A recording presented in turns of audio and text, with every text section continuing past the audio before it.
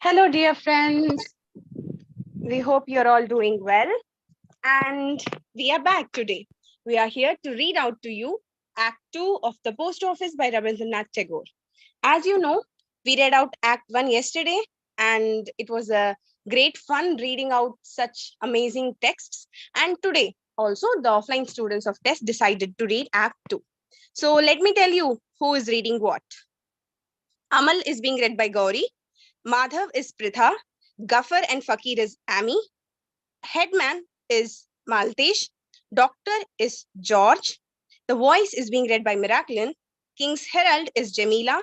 State physician is Arunima. And Sudha is being read by Revati. Let's start this amazing session. Act 2, Amal in bed. We go near the window even today, uncle. Would the doctor mind that too? Yes, darling. You see, you have made yourself worse squatting till day after day. Oh no, I don't know if it's made me more ill, but I also feel well when I'm there. No, you don't. You sit there and make friends with a whole lot of people round here, old and young, as if they are holding a fair right under my eaves. Just see your face is quite pale. Uncle, I fear my fucker will pass and not see me by the window. Your fakir, whoever's that. He comes and chats to me of the many lands where he has been allowed to hear them. That I don't know of any fakirs. This is about the time he comes in. I beg of you, ask him in for a moment to talk to me here.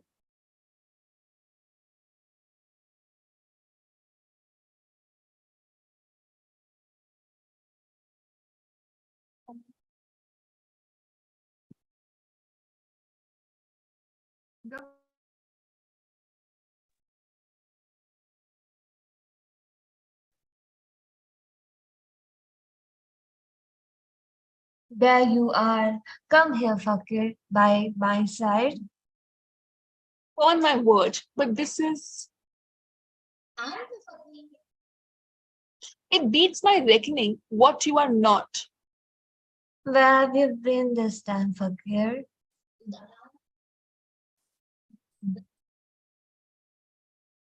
Our voice is not Audible. audible. The parrot's isle. Is it so very astonishing? Am I not human? A journey doesn't cost a thing. Exam just very light. How jolly for you. Remember your promise to take me with you as your follower when I'm well. Of course. It's true.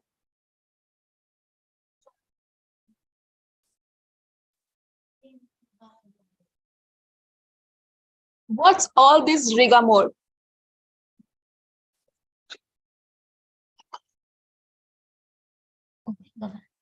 Amal, my dear, I bore to nothing in sea or mountain. But if the doctor joins in with these uncles of yours, then I, with all my magic, must own myself beaten. No, Uncle Sean tell the doctor, and I promise to lie quiet. But the day I'm well, off I go with the fakir, and nothing in sea or mountain stand in my way. 5 year child, don't keep on harping upon going. It makes me so sad to hear you talk so. Tell me, fakir, what the parrots I like? It's a land of wonders. It's a place of birds. There is no limit. And they need the speak or walk. They sing, and they fly. How glorious! And is by some sea, Of course, it's on the sea. and green hills are there.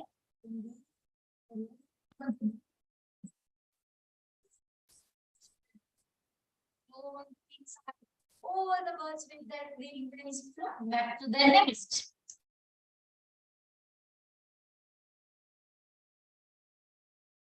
And there are waterfalls.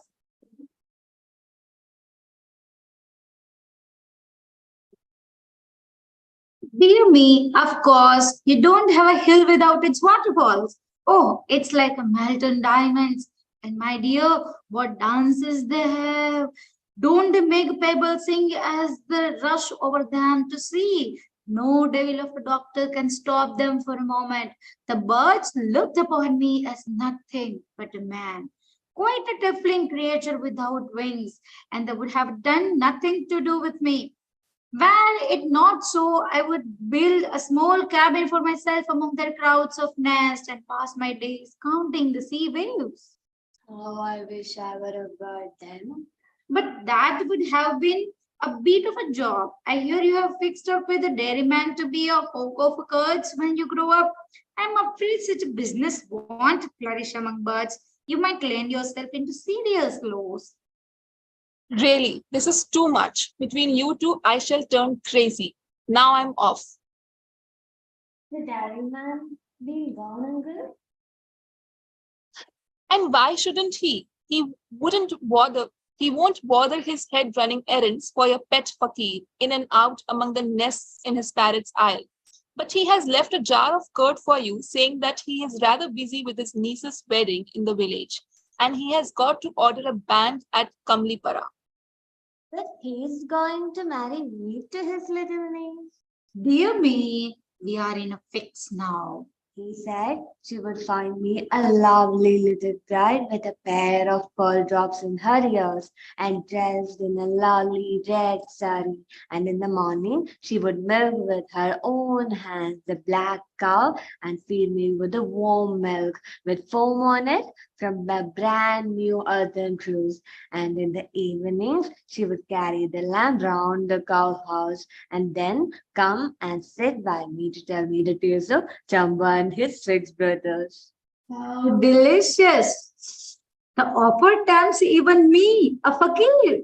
But never mind, dear. About this wedding, let it be. I tell you, when you wed, there will be no lack of maize in this household. Shut up. This is more than I can stand. Exit Madhav. Okay, now that uncle's off, just tell me, has the king sent me a letter to the post office? I have heard that this later is what it started, but it's still on the way. On the way. Where is it? Is it on that road winding through the trees, which you can follow to the end of the forest, where the sky is quite clear after rain? That's so. You know all about it already. I do everything. So I see. But how? I can't say, but it's quite clear to me. I fancy I've seen it often in days long gone by. How long ago I can't tell. Do you know when? I can see it all. There, the king's postman coming down the hillside alone, a lantern in his left hand, and on his back, a bag of letters climbing down for ever so long, for days and nights. And where at the foot of the mountain, the waterfall becomes a stream, he takes to the footpath on the bank and walks on to the right. Then comes a sugarcane field and he disappears into the narrow lane, cutting through the tall stems of sugarcane. Then he reaches the open meadow where the cricket chirps and where there is not a single man to be seen, only the snipe wagging their tails and barking at mud with their bills. I can feel them coming nearer and nearer, and my heart becomes glad. My eyes aren't young, but you make me see all the same. Say, Fakir, do you know when the king who has this post office? I do. I got to him for my arms every day. Good. When I get well, I must have my arms too from him, mayn't I? You won't need to ask, my dear. He'll give it to you. No, I will go to his grave and cry, Victory to thee, O king, and dancing to the tabor sound. As for arms, won't it be nice? It would be splendid. And if you are with me, I shall have my full share. But what will you ask? I should say, make me your postman, and I may go about lantern in hand, delivering your letters from door to door. Don't let me stay at home all day. What is there to be sad for, my child? Even were you to stay at home. It isn't sad when they shut me in here first. I felt the day was so long. So the King's Post Office, I like it more and more being indoors. And as I think I shall get a letter one day, I feel quite happy and then I don't mind being quiet in the lawn. I wonder if I shall make out what will be in the King's letter. Even if you didn't, wouldn't it be enough if it just bore your name? Madhav enters.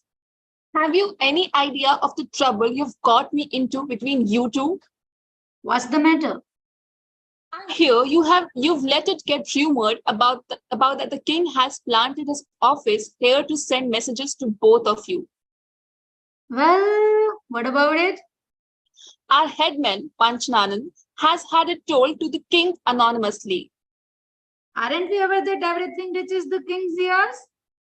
Then why don't you look out? Why take the king's name in vain? You'll bring me to ruin if you do. Hey, okay, will the King be cross? Cross. Nonsense. And with a child like you and a fakir such as I am, let's see if the king be angry. And then won't I give him a piece of my mind? Hey, fucker. I've been feeling a sort of darkness coming over my eyes since morning. Everything seems like a dream. I long to be quiet.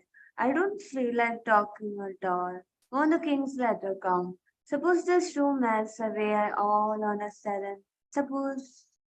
The Doctor. letter's sure to come today, my boy. Doctor enters.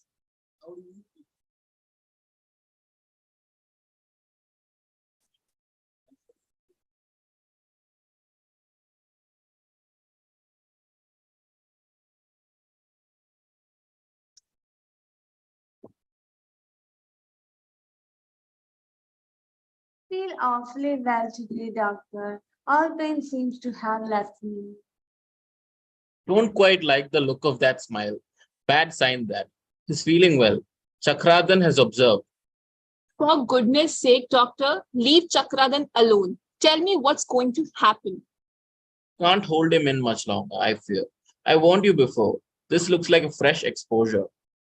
No, I have used the utmost care, never let him out of the doors, and the windows have been shut almost all the time. There's a peculiar quality in the air today. As I came in, I found a fearful draught through your front door. That's most hurtful. Better lock it at once. Would it matter if this kept your visitors off for 2-3 days? If someone happens to call unexpectedly, there's the back door. You had better shut this window as well. It's letting in the sunset rays only to keep the patient awake. Amal has shut his eyes. I expect he is sleeping. His face tells me, oh, doctor, I bring in a child who is a stranger and love him as my own. And now I suppose I must lose him. What's that? There's your headman sailing. What a bother. I must be going, brother. You had better stir about and see to the doors being properly fastened. I will send on a strong dose directly I get home. Try it on him. It may save him at last if he can be saved at all. Hello, child. Hello, Shine. Be quiet. Okay, did you think I was asleep? I wasn't. I can hear everything. Yes, and voices far away. I feel that mother and father are sitting by my pillow and speaking to me. Madhav enters. I say, Mother, I hear you are dealing with important people nowadays. Spare me your jest, headman. We are only common people.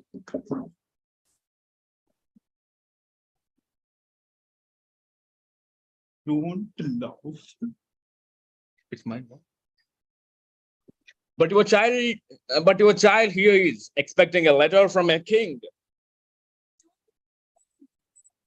Mere foolish boy. Indeed, why not? I will bid the king hard to find a better family. Don't you see why the king plans his new post office right before your wind down? Why, there is a letter for you from the king, Archie. Indeed, Starting up. indeed, really?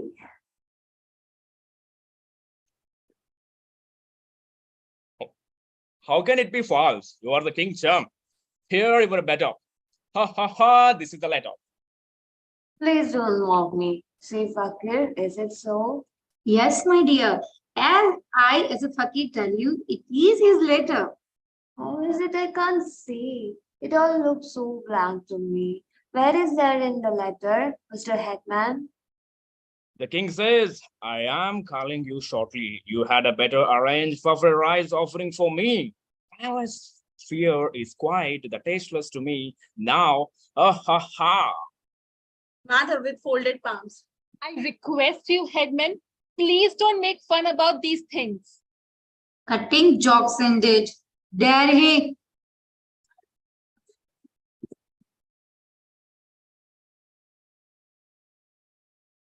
Out of my mind? Well, then I am. I can read plainly that the king writes he will come himself to see Amal with the state physician. Fakir. That's Shambhar. Can't you hear? Ha ha ha. Hi here. He won't until he's a bit more off his head. Mr. Headman, I thought you were angry with me and didn't love me. I never could think you could fetch me the king's letter. Let me wipe the dust off your feet. This little child, does have an instinct of the reverence, though a little silly. He is a good heart. It's hard on the fourth watch now. I suppose hard will gong. Dong, dong, ding. Dong, dong, ding. Is the evening star up? How is it I can't see? Oh, the windows are all shut. I'll open them. Knocking outside. What's that? Who is it? What a bother. Open the door. Say, headman, hope they are not robbers. Who's there? Is Panchachan. The headman calls aren't you afraid of the like of me? Fancy the noise has.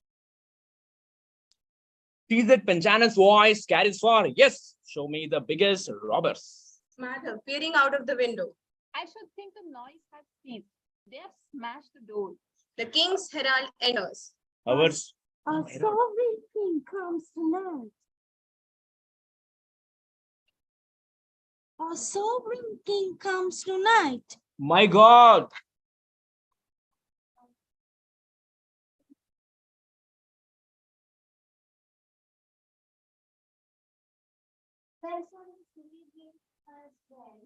On the second watch.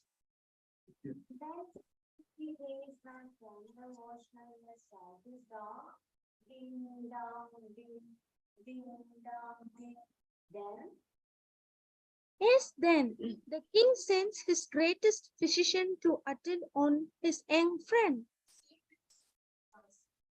What's this? How close it is here? Open wide all the doors and windows. Feeling Amal's body. How do you feel, my child? Very well. All pain is gone. How fresh and open. I can see all the stars now twinkling from the other side of the door. Will you feel well enough to leave your bed with the king when he comes in the middle of the night? Of course. And then to be about for innocent. I'll ask the king to find me the poster. I must have seen it often, but I don't know what exactly which it is. He will tell you everything. Will you go about and arrange flowers through the room for the king's visit? Physician indicating the headman. We can't have that person in here.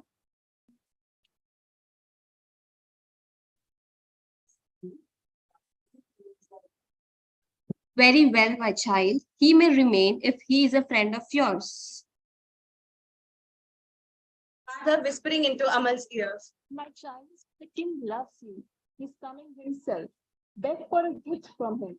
You know our humble circumstances. Don't you worry, uncle. I have made up my mind about it. What is it, my child? I shall ask him to make me one of his postmen that I may wander far and wide, delivering his messages from door to door. Madhav slapping his forehead.